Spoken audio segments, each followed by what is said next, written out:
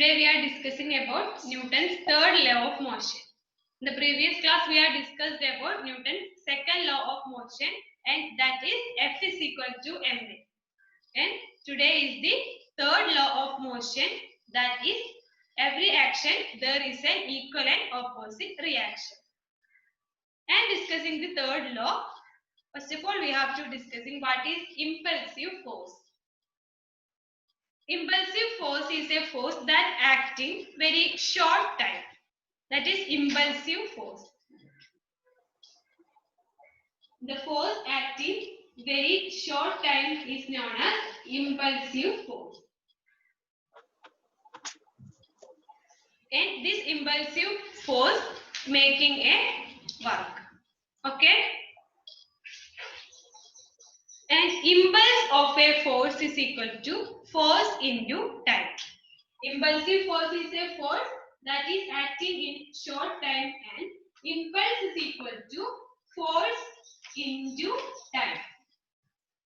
So impulse is the product of force and time. And we have few more points to discussing about impulsive force, and that is we have to discussing through our slides.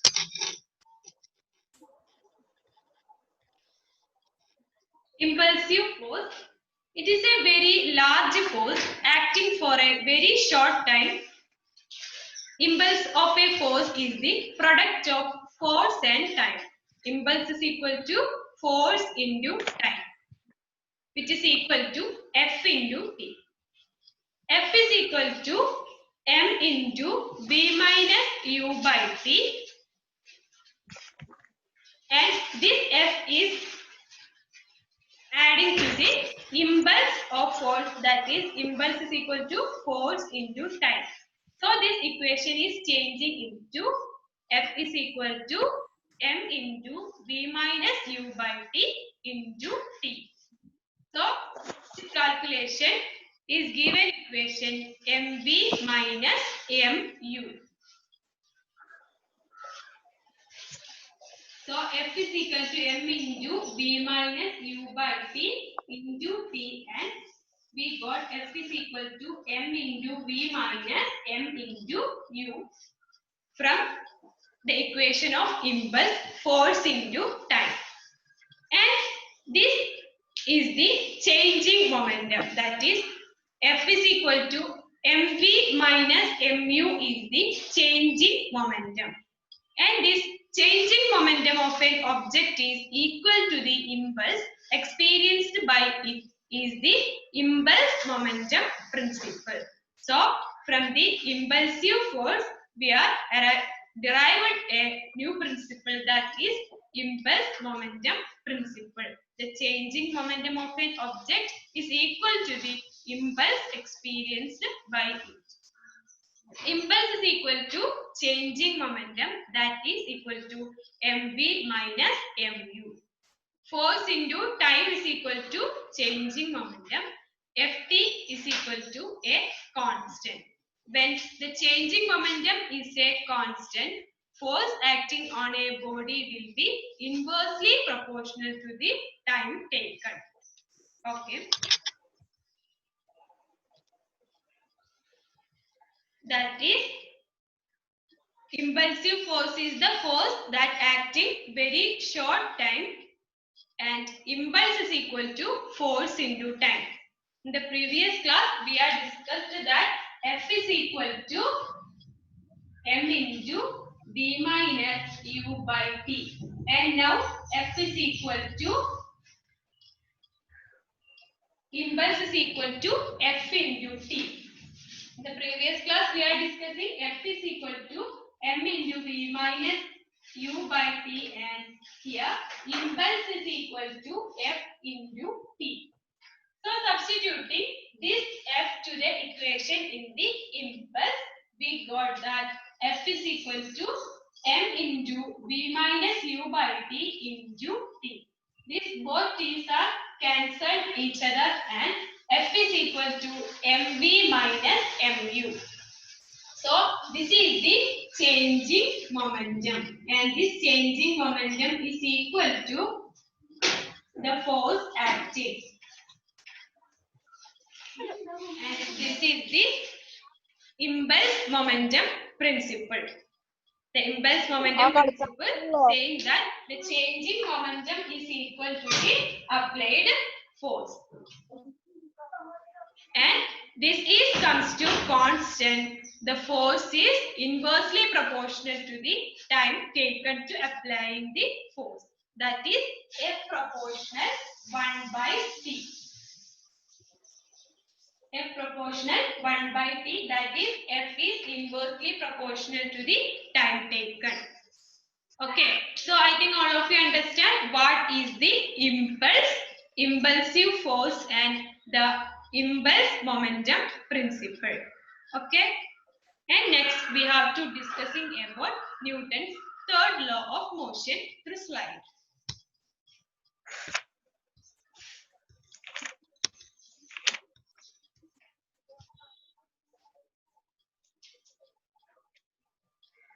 Newton's third law of motion.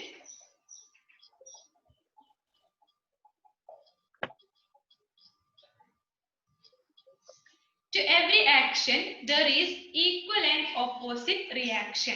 According to Newton's third law of motion, F12 is equal to F minus F21.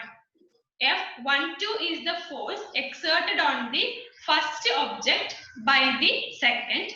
F21 is the force exerted on the second object by the first object.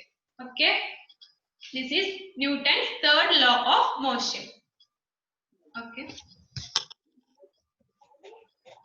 Newton's third law of motion describes that every action there is an equal and opposite reaction.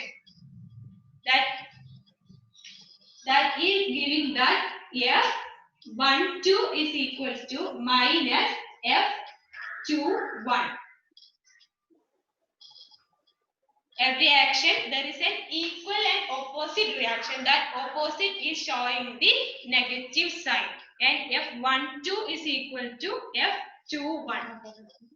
So an example of Newton's third law of motion is the motion of the rocket. The rocket is going high with a full of the force applying here, and the full amount of force is it equal and in the opposite direction of the applied force. So the motion of this is the example of a Newton's third law of motion. Every action there is an equal and opposite reaction that is based on the third law of motion, and it says that F12 is equal to minus F21. That is the force that acting in the first object by the second, and which is equal to the opposite of the force that is acting to the second object by the one. So that opposite direction is showing the negative sign, and F12 is equal to F21. So this is the Newton's third law of motion. So in this chapter we are discussing three notions: first law of motion, second law of motion, and now third law of motion.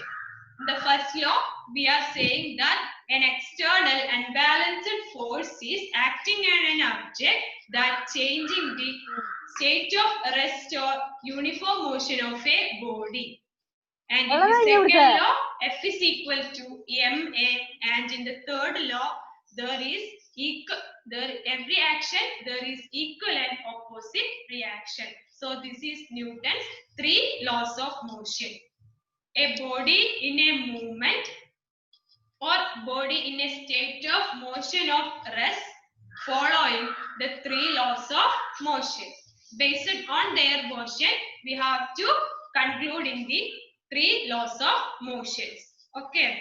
So I think all of you understand what is Newton's laws of motion. And next we have to discussing the other topics to slide.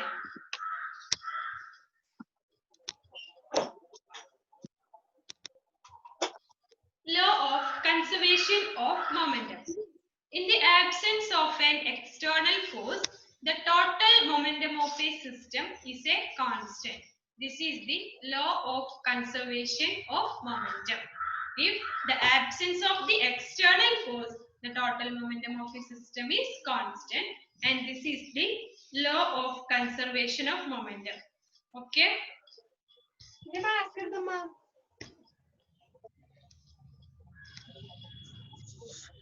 For understanding the law of conservation of momentum, we have a simple figure, that is A1 is an object and it is moving with a velocity of u1. A2 is another object that is moving with a velocity of u2. M1 and M2 is the mass of the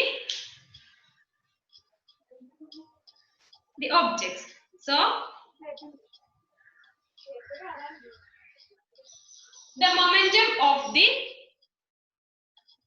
two objects in this motion, that is, these two objects come to collide each other. Now these two are in motion, and in the next stage these two comes to colliding each other. So we want to check there is any momentum change in these two objects before collision and after collision. For this we have this two diagram. Object having m1 mass and u1 velocity. Object having m2 mass and u2 velocity. Before collision, what is the momentum of these two objects? Momentum before collision equal to m1 u1 minus m2 u2. And in the next stage, these two objects are come to colliding, and there is a change occurs, that is only in the change in the velocity of these two objects. The u1 velocity is changing to v1 and the u2 velocity is changing to v2. So the velocity of the the momentum of the objects before collision is m1 u1 minus m2 u2. Then after collision is m1 v1 minus m2 v2. So there is a change in the velocity of the two objects.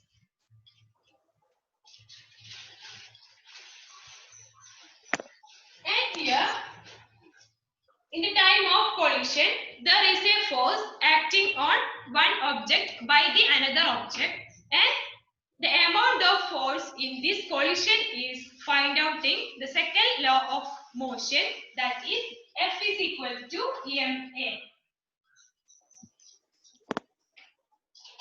Because there is a changing velocity, and that changing velocity giving the acceleration of the body, and here is the mass of the body m1 and m2. So two bodies are come to colliding each other. The velocity of their before collision velocity is changing after collision. Before, the velocity of two objects are v1 and v2, sorry, u1 and u2. After the collision occurs, the velocity is changing from u1 to v1 and u2 to v2. So there is a velocity changing, and the momentum of two collision before collision and after collision is, before collision the momentum is m1 u1 minus m2 u2, and after collision m1 v1 is minus m2 v2. This is the momentum the velocity changing before collision and after collision. And based on this is the law of conservation of momentum. And next we have to discussing about the circular motion through slide.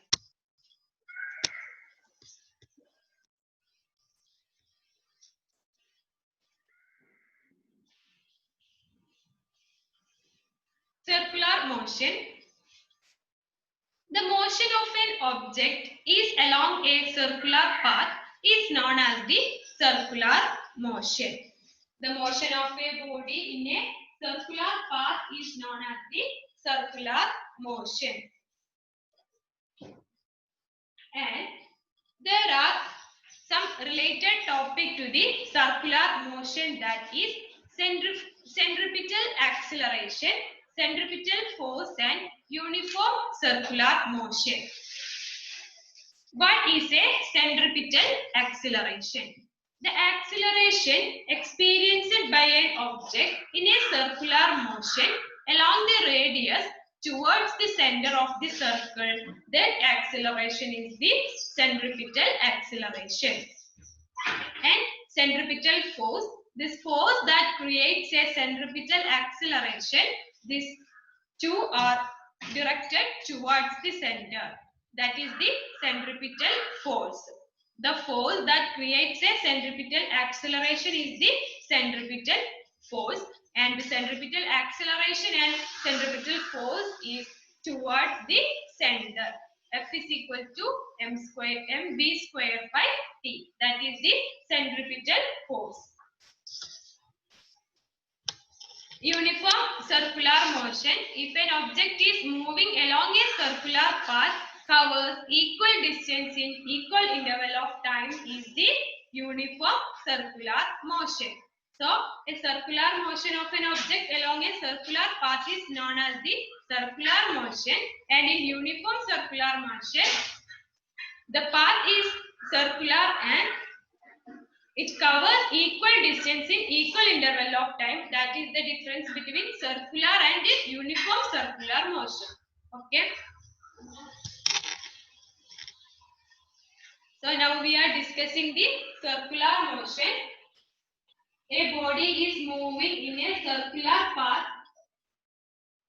The motion of that body in a circular path, that type of motion is known as the circular motion. Circular motion making two things, that is centripetal force and centripetal acceleration. Centripetal force is the force that acts, that is due to the centripetal acceleration, and centripetal acceleration is the acceleration of the body in the circular motion. And there is a circular motion in uniform, that is the path of the body moving is in circular path, but the distance traveled in equal interval of time, equal distance. That's why there is a difference in circular motion and uniform circular motion.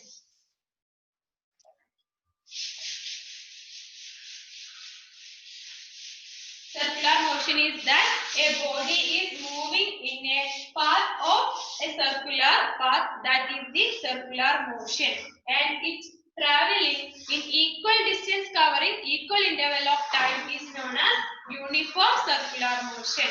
And circular motion means a force and an acceleration, and that is known as the centripetal force and centripetal acceleration. Centripetal force and centripetal acceleration are towards the center of the circular path. So I think all of you understand what is the circular motion of a body. So today we are discussing about Newton's third law of motion and impulsive force. First of all, impulsive force is the force that acting in a very short time.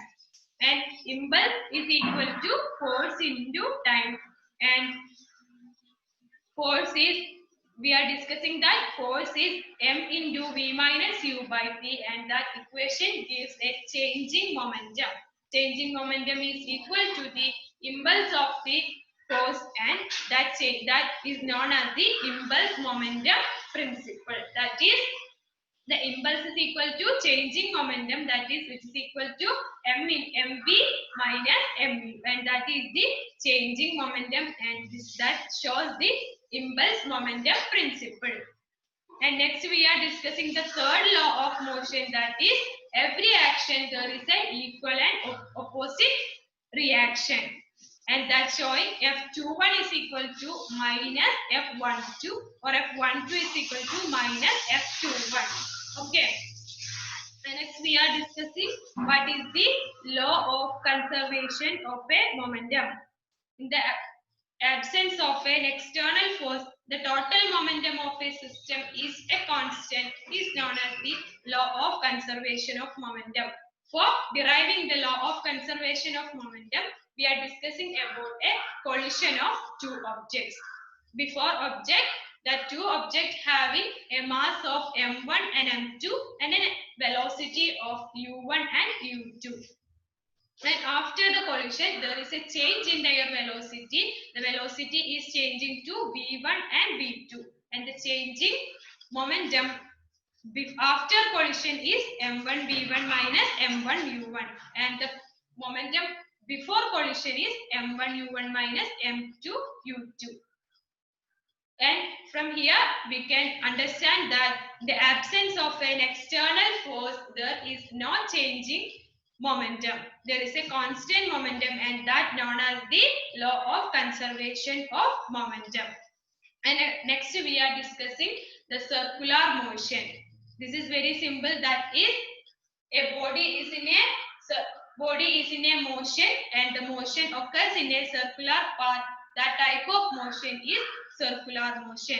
A circular motion making centripetal acceleration and centripetal force, and these two acting towards the center of the circle. And a body is moving in a circular path that traveling equal time in equal interval of time is known as the uniform circular motion. So this is all over today's class. Thank you.